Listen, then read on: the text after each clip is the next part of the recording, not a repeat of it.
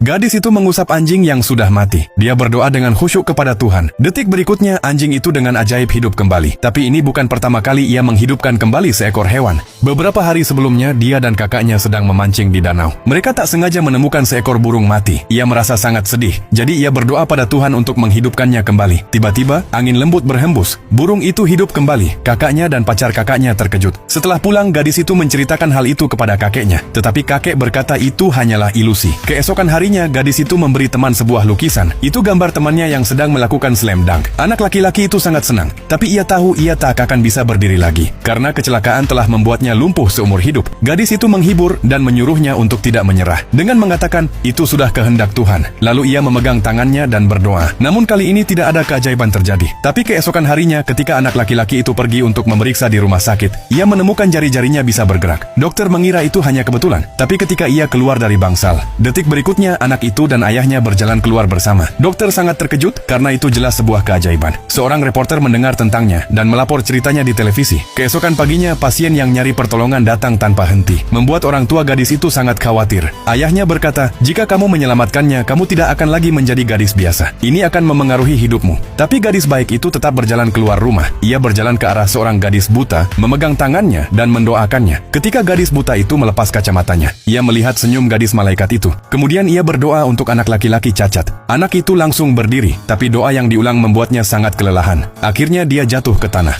Dokter memberitahu keluarganya, ia memiliki tumor di otaknya. Hidupnya akan segera berakhir, dan Tuhan hanyalah ilusi baginya. Ketika kakeknya mendengar berita itu, ia diam-diam pergi ke danau, berdoa pada Tuhan untuk selamatkan gadis itu, bahkan jika harus menukar nyawanya sendiri. Pada saat itu, semua orang di rumah sakit berdoa untuk gadis itu. Kemudian ayahnya menemukan sebuah lukisan. Di dalamnya, gadis itu telah meramalkan bahwa ia akan pergi. Ketika semua orang sedang bersedih, saudaranya menemukan lukisan lain. Tuhan telah mengirim gadis itu kembali ke dunia. Detik berikutnya, gadis itu benar-benar membuka matanya. Cerita ini memberitahu kita bahwa Tuhan akan memberkati setiap orang baik.